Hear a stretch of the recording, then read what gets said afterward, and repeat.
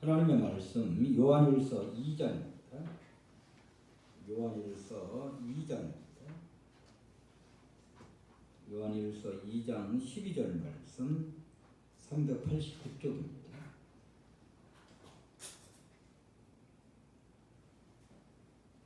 요한일서 2장 12절로 17절까지를 공독해 드리겠습니다.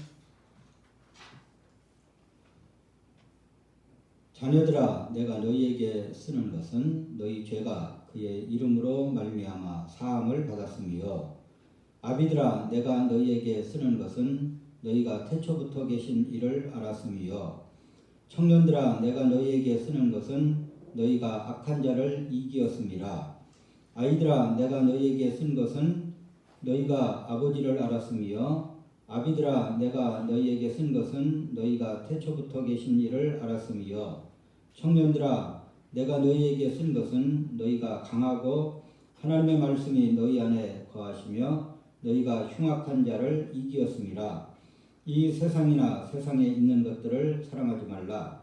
누구든지 세상을 사랑하면 아버지의 사랑이 그 안에 있지 아니하니, 이는 세상에 있는 모든 것이 육신의 정욕과 안목의 정욕과 이생의 자랑이니 다 아버지께로부터 온 것이 아니요 세상으로부터 온 것이라. 이 세상도 그 정욕도 지나가되 오직 하나님의 뜻을 행하는 자는 영원히 거하느니라. 아멘. 성경에서 세상이라는 단어를 사용할 때 두 가지 의미로 사용을 합니다. 첫 번째는 하나님이 창조하신 우주 만물, 자연과 또 인간, 그리고 영적 세계입니다. 두 번째 의미는 타락한 세상을 의미합니다. 인간의 타락, 또 타락한 영적 세계, 또 사탄과 죄악의 지배를 받게 된 인간의 내면, 부패된 인간의 내면, 그런 사람들이 만들어낸 인간의 사회 제도나 또 관습, 습관, 이런 것들을 의미합니다. 하나님이 창조하신 우주 만물이라든가 자연과 인간은 사랑의 대상입니다. 그런 하나님이 창조하신 우주 만물은 우리가 사랑을 해야 합니다. 그러나 타락한 세상, 타락한 영적 세계, 타락한 인간이 만들어낸 사회 제도나 관습이나 습관들, 가치체계, 이런 것들은 싸워야 되고 배척해야만 하고 변혁을 시켜야만 합니다. 성도는 하늘나라 가기 이전까지 타락한 이 세상에서 타락한 사람들과 함께 이 땅에서 살아가야만 합니다. 이 땅에서 살아가야 하는 성도들은 이런 세상과 어떻게 관계 설정을 하느냐에 따라서 온전한 하나님의 백성으로 살아갈 수도 있고, 또 무늬만 성도인 상태로 살아갈 수도 있습니다. 하나님이 만드신 세상과 타락한 세상은 뒤섞여 있습니다. 성도는 이 둘을 구별할 수 있어야 합니다. 하나님이 만드신 세상은 사랑하되, 타락한 세상은 배척하는 영적인 안목과 영적인 실력을 갖추어야 합니다. 세상의 본질을 꿰뚫을 수 있는 영적 분별력을 갖는 저와 여러분이 되어줄 수 있기를 주님의 이름으로 축원합니다. 첫 번째 우리가 생각할 내용은 자녀들, 아비들, 또 청년들, 이 모두에게 가장 중요한 것은 세상의 본질을 꿰뚫는 것입니다. 12절 말씀에는 자녀들아 그랬고, 13절에는 아비들아, 청년들아. 자, 이 자녀들, 아비들, 청년들이 누군지, 이 청년들, 이 세 부류의 사람들은 무엇을 의미하는지 이것을 알아야 합니다. 결론부터 말씀을 드리면 자녀들은 이제 예수 막 믿은 초신자들을 자녀들이라고 했고, 또 청년들은 믿음의 열정을 가지고 고난 가운데 있지만 그 고난과 그 영적 전투를 통하여서 믿음이 성장해 가고 있는 사람들을 청년들이라고 했고, 또 아비들은 믿음의 분량이 장성한 사람이 되어서 믿음이 약한 사람을 도와주는 사람을 가리켜서 아비들아 그렇게 호칭을 했습니다. 먼저 자녀들아를 살펴봅니다. 우리 12절 말씀을 다 같이 한번 읽습니다. 12절입니다. 시작. 자녀들아 내가 너희에게 쓰는 것은 너희 죄가 그의 이름으로 말미암아 사함을 받았으며. 우리 14절도 같이 봅니다. 시작. 아이들아 내가 너희에게 쓴 것은 너희가 아버지를 알았으며. 이 말씀은 비단 초신자들뿐만 아니라 모든 성도들에게 공통적으로 해당되는 말씀입니다. 그러니까 죄사함의 은총, 죄사함의 확신, 이것은 신앙생활의 기초이지 않습니까? 이제 막 예수 믿고 죄사함의 은총을 알고 죄사함의 확신을 가지고 있는 이런 사람들이 아이들아, 자녀들아. 이런 죄사함의 확신은 예수 믿기 시작할 때부터 시작해서 하늘나라 갈 때까지 항상 갖추고 있어야 할 모습입니다. 이 죄사함이 두 가지 면에서 일어나는데요. 하나는 영혼의 죄, 다시 말해서 원죄입니다. 또 하나는 자범죄입니다. 이 영혼의 죄란 말은 원죄란 말은 하나님을 배반하고 하나님의 품을 떠난 것, 이것을 원죄라고 말을 합니다. 원죄는 아담이 선악과 따먹은 사건입니다. 선악과를 왜 따먹었습니까? 이것을 먹는 날에는 너희 눈이 밝아져 하나님과 같이 된다. 누가 되고 싶어서 선악과를 따먹었습니까? 하나님과 동등하게 되기 위해서 선악과를 따먹었다. 하나님, 창조주 하나님과 동등한 관계. 하나님이 인간의 주인이 아니라 내가 하나님인 삶을 추구하는 그것이 바로 선악과 사건입니다. 신하가 왕의 땅을 빼앗아 가지고 자기가 함경도에 가가지고 함경도 땅을 왕으로부터 빼앗아 가지고 그래서 우리 국교 수교하자. 그러면 국교 수교하겠습니까? 배반이죠. 그거는 배신한 겁니다. 그날로 왕은 군대를 이끌고 가가지고 아마 응징을 하고 반역한 신하를 처단할 것입니다. 하나님의 창조의 원리는 물고기는 물에서 살도록 창조되어 있고 동물은 숲에서 살도록 창조되었고 인간은 하나님의 형상대로 만들어졌기 때문에 하나님의 품 안에서 살도록 만들어졌습니다. 부모와 어린 자식이 한 집에서 사는 것이 원칙입니다. 아버지가 싫다고 가출해버리면 그 아이의 장래가 어떻게 되는지 우리는 너무 잘 알고 있지 않습니까? 인간은 하나님의 품 안에서 하나님을 즐거워하며 하나님의 법을 따르며 영원한 천국에서 살도록 만들어졌습니다. 그런 인간이 자기가 하나님 되겠다고 하나님을 배반하고 하나님의 품을 떠난 것이 선악과 사건입니다. 이게 원죄다. 하나님의 품을 떠난 인간이 자기 왕국을 이루었습니까? 아닙니다.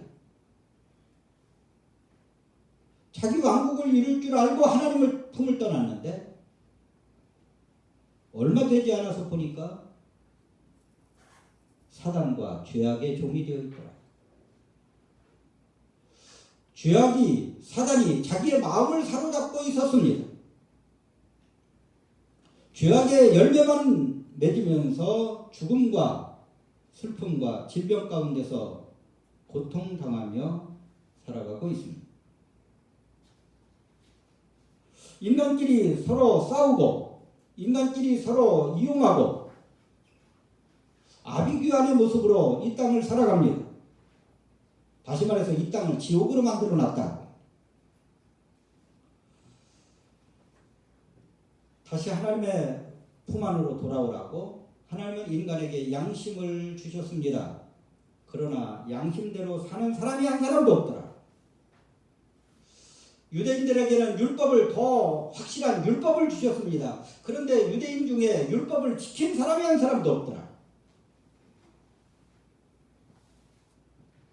하나님이 직접 주신 율법을 가지고서도 하나님 품 안으로 돌아간 사람이 한 사람도 없었습니다.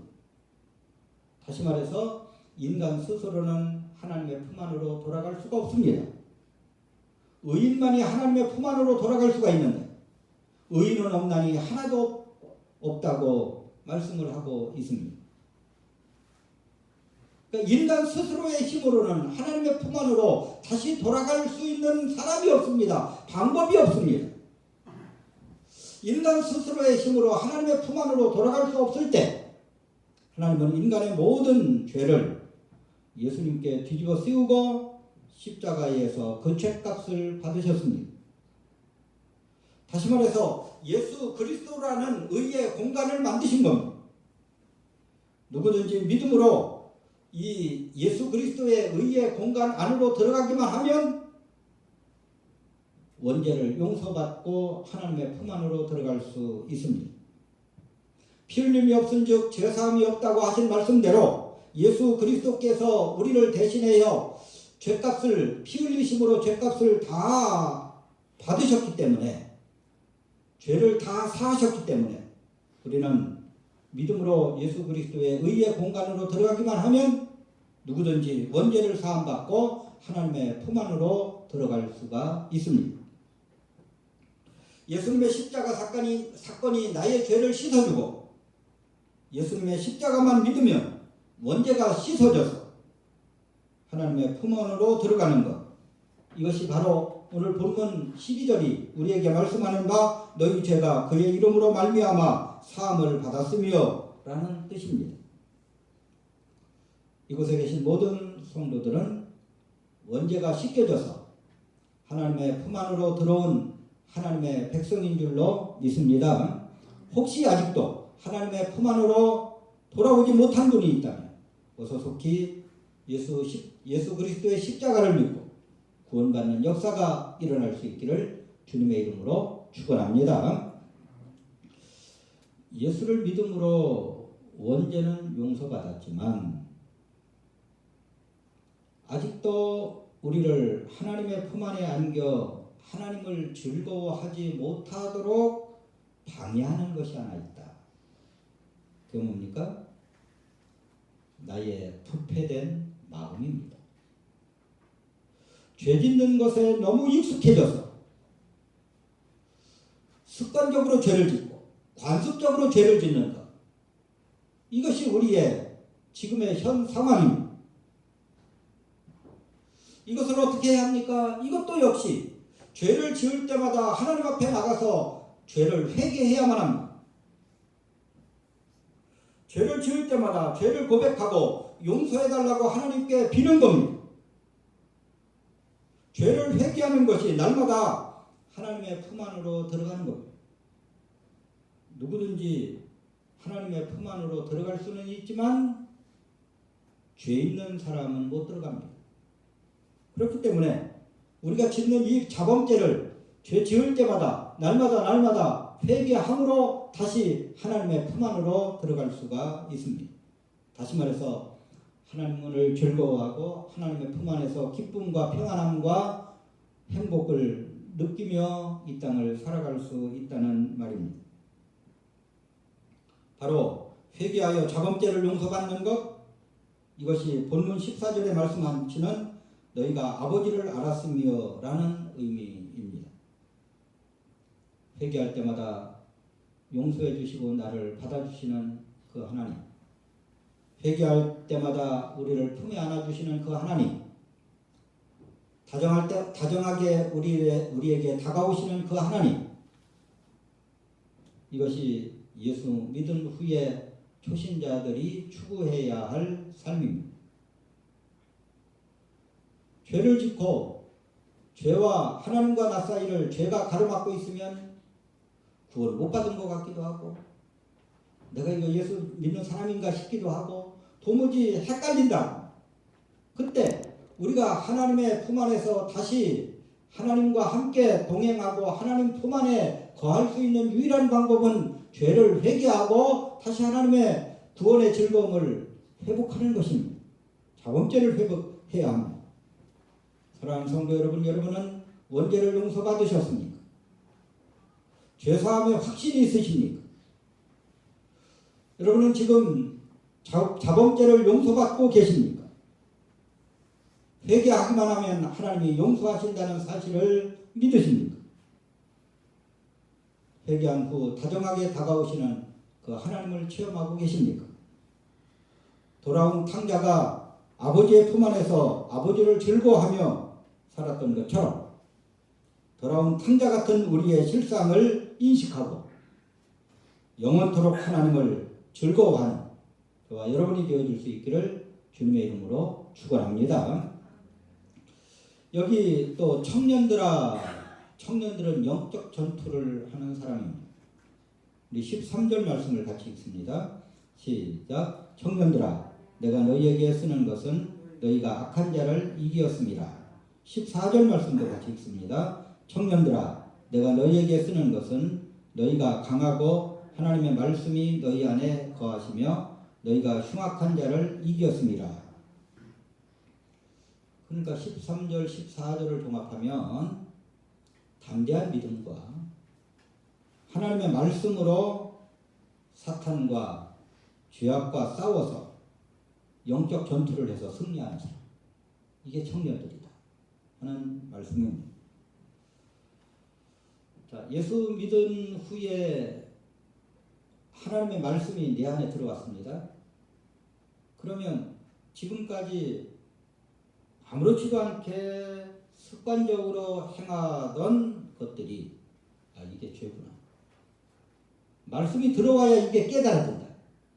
이전에는 그냥 습관적으로 아무 생각 없이 죄를 지었는데 그 말씀을 들어보고 보니까 이게 죄다구만. 이때 믿음의 사람들은 말씀대로 살려고 애를 씁니다. 너무 익숙해진 내 안에 있는 죄악들, 또한 사회 제도들, 이것과 싸우는 것이 영적 전투다. 여러분이 예수 믿고 이런 영적 전투를 하고 계시다면 여러분은 영적인 청년의 시기를 살아가고 있는 것입니다. 이런 영적 전투는 평생 이어진다는 사실을 깨닫고 영적 전투를 통하여 거룩해지고 영적 전투를 통하여 하나님의 뜻을 분별하는 축복이 임할 수 있기를 주님의 이름으로 축원합니다. 여기 아비들이라 했는데 아비들은 믿음의 분량이 장성한 성도들입니다. 13절 말씀을 보면 아비들아, 내가 너희에게 쓰는 것은 너희가 태초부터 계신 일을 알았으며, 이 태초부터 계신 일을 알았다, 이 말은 구원의 확신 단계, 또 영적 전투의 단계를 통하여 오랫동안 하나님을 체험했다는 뜻입니다. 여기 알았다는 말은 지식적으로 알았다는 말보다 체험적으로 알았다는 말의 뜻입니다. 회개하면 받아주시는 그 하나님, 기도하면 응답해 주시는 그 하나님, 내가 위험할 때, 그래서 내가 위험 중에 부르짖을 때 하나님이 나를 보호해 주셨던 그 하나님, 내가 필요할 때마다 주님이 찾아오셔서 내 손을 잡아주셨던 그 하나님, 지금까지 신앙생활하면서 만났던 그 하나님을 체험한 것을 본문 13절은 너희가 태초부터 계신 이를 알았으며 라고 말씀으로 표현을 했습니다. 이런 과정을 거치신 분들이 장로님이 되셨고, 이런 과정을 거치신 분들이 권사님들이 되셨습니다. 그러므로 장로님들, 권사님들은 믿음이 약한 성도들을 도와줘야 합니다. 어려움을 당하고 있는, 영적 전투를 하고 있는 성도들을 만나서 자신이 그런 영적 전투를 했을 때 어떻게 승리했는가를 이야기해 주면서, 그러면서 그들에게 도움을 주고 그들을 이끌어줘야 합니다. 이러한 축복, 우리가 영적 초신자들 단계에서 또 영적 전투를 하는 단계, 그리고 믿음의 장성한 분량까지 이루기를 간절히 소원하는 여러분이 되어줄 수 있기를 주님의 이름으로 축원합니다. 우리가 크게 두 번째로 생각할 것은 세상은 항상 자신이 대단한 것처럼 포장해서 성도를 유혹한다는 사실입니다. 15절 말씀을 같이 한번 읽습니다. 15절입니다. 시작. 이 세상이나 세상에 있는 것들을 사랑하지 말라. 누구든지 세상을 사랑하면 아버지의 사랑이 그 안에 있지 아니하니. 타락한 세상, 타락한 사람들이 만들어낸 사회제도, 관습이나 습관들, 이것을 총칭해서 이르는 말이 세상입니다. 세상을 사랑하지 마라. 사탄이 아담과 하와에게 뭐라고 했습니까? 자기 말 들으면 가장 행복한 삶을 살 수 있을 것처럼 포장해가지고 유혹을 했습니다. 이처럼 타락한 세상은 항상 성도들을, 세상을 포장해가지고, 과대 포장해가지고 우리를, 성도를 유혹한다. 자신 안에 들어오면, 세상 안에 들어오면 최고의 행복이 곧바로 실현될 것처럼 세상은 늘 성도를 유혹을 합니다. 이 유혹을, 아담과 하와를 넘어뜨린 이 사단은 거기서 멈추지 아니하고 예수님을 또 유혹합니다. 우리 마태복음 4장 8절 9절을 같이 읽습니다. 시작. 마귀가 또 그를 데리고 지극히 높은 산으로 가서 천하만국과 그 영광을 보여 이르되 만일 내게 엎드려 경배하면 이 모든 것을 내게 주리라. 40일 금식 기도하신 예수님, 사단이 찾아와 가지고 세 가지 시험을 하는데 마지막 세 번째 시험입니다.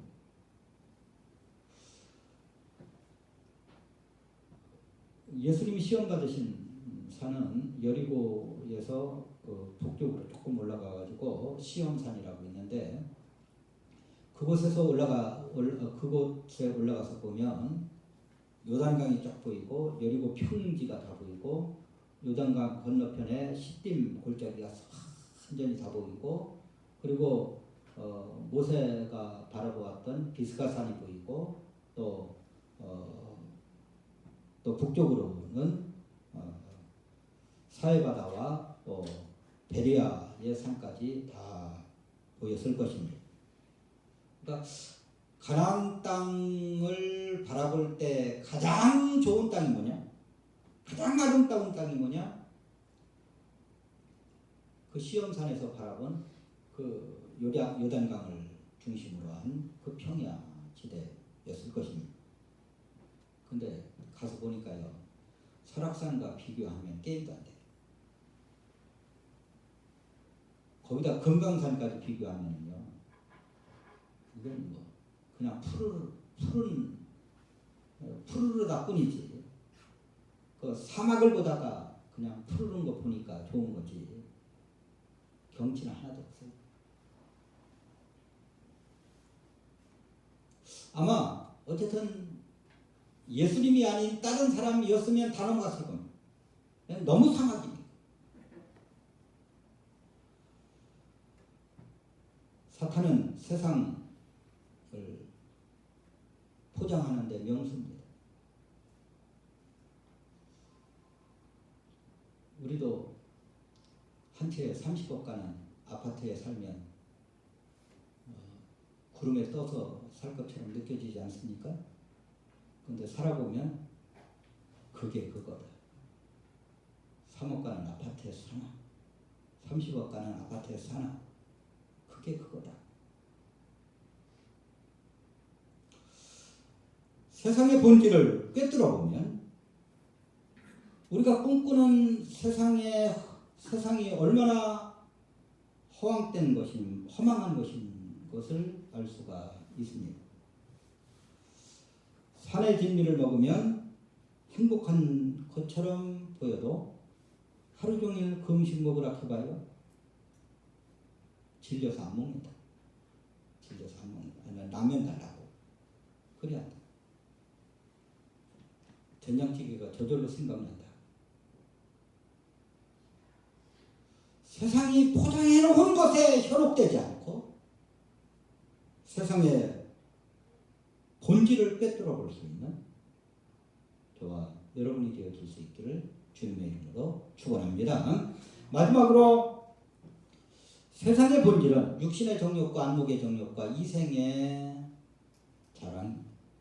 16절 말씀을 같이 한번 봅니다. 16절 시작. 이는 세상에 있는 모든 것이 육신의 정욕과 안목의 정욕과 이생의 자랑이니 다 아버지께로부터 온 것이 아니요 세상으로부터 온 것이라. 사실은 이 육신의 정욕과 안목의 정욕과 이생의 자랑은요 사탄이 아담을 유혹할 때 똑같이 써먹은 방법. 창세기 3장 6절에 보면 뭐라고 되어 있습니까? 여자가 그 나무를 본즉 먹음직도 하고 육신의 정욕이다. 보암직도 하고 안목의 정욕이다. 지혜롭게 할 만큼 탐스럽게 한 나무인지라. 이생의 자랑이다. 육신의 정욕이 뭡니까? 타락한 마음으로부터 흘러나오는 것이 육신의 정욕이다. 그러니까 맛있는 음식을 보면 절제하지 못하고 폭식하는 것. 육신의 정욕이다. 사치에 빠진 사람 육신의 정욕이다. 쾌락의 노예가 되어 있는 사람 육신의 정욕이다. 그 쾌락을 더하려고 마약을 손대고 별짓 다 하지 않습니까? 영혼에는 관심이 없고 오직 육체적인 즐거움에만 관심이 있는 사람, 육신의 정욕대로 살아가는 사람들입니다. 안목의 정욕도 있습니다. 눈으로 보는 것, 저것만 가지면 행복할 것 같습니다. 텔레비전에 그 나오는 상품 선전할 때 보면은 얼마나 멋있습니까? 너무 좋은 것 같습니다. 사보면 아닌 거예요. 눈으로 볼 때 너무 좋은 것. 이게 안목의 정욕이다. 본질을 꿰뚫어 보지 못하는 이생의 자랑입니다. 이것은 과시욕입니다. 돈 있는 사람은 돈 자랑하고 싶어하고 공부 많이 한 사람은 지식 자랑하고 싶어하고 앉았다 하면 자식 사랑, 앉았다 하면 남편 자랑, 앉았다 하면 아내 자랑. 자랑할 게 없으니까 심지어 군대 가서 있었던 일을 포장해가지고 무용담처럼 얘기하는 사람도 있고 별 사람이 다 있습니다. 타락한 세상은 과대포장해서 성도를 유혹합니다. 그러나 세상의 본질은 육신의 정욕과 안목의 정욕, 이생의 자랑 이것뿐입니다. 이 안에 다 들어있습니다. 이것들은 인간에게 온전한 행복을 주지도 못하고 영원하지도 않습니다. 그것이 좋다 손 치더라도 잠시 잠깐뿐이지 우리를 계속해서 즐겁게 할 수가 없습니다. 세상은 사단과 죄악이 지배하는 공간입니다. 세상이 과대 포장을 하고 성도를 유혹하는 것은 성도를 파멸시키기 위함입니다. 이렇게 해서 아담을 파멸시켰고 예수님을 파멸시키려다가 실패한 사단은 지금 성도를 대상으로 해서 또 성도를 유혹해가지고 파멸시키려고 시도를 하고 있습니다. 세상은 언제나 자신을 과대포장해서 성도를 유혹합니다. 우리는 영안이 열려야 합니다. 초신자든 영적 전투를 하는 성도들, 믿음의 성숙 단계에 들어간 성도들 다 함께 끼어 있어야 하는 것은 세상의 본질을 정확하게 볼 수 있는 영적 안목입니다. 세상에 지지 말고 날마다 세상과 싸워서 이기는 아름다운 성도 저와 여러분이 되어줄 수 있기를 주님의 이름으로 축원합니다. 기도하시겠습니다. 사랑 많으신 하나님 아버지, 세상의 본질이 육신의 정욕과 안목의 정욕과 이생의 자랑임을 저희들 이 시간 깨달았습니다. 주님, 타락한 세상을 믿지 않고 타락한 세상을 사랑하지 않고 타락한 세상에 푹 빠지지 않고 오직 주님 품 안에서 즐거워하며 주님과 영원토록 살아가기를 간절히 소원하는 모든 성도들이 되어줄 수 있도록 축복하여 주옵소서. 감사하신 예수님의 이름으로 간절히 기도 올려나이다. 아멘. 기도하시겠습니다. 이제는 길이요 진리요 생명 되신 예수 그리스도의 은혜와 독생자를 아끼지 아니하시고 대속제물로 보내주신 하나님의 그 크신 사랑하심과 지금도 우리 가운데 역사하시는 성령의 교통하심과 감화하심이 이 시간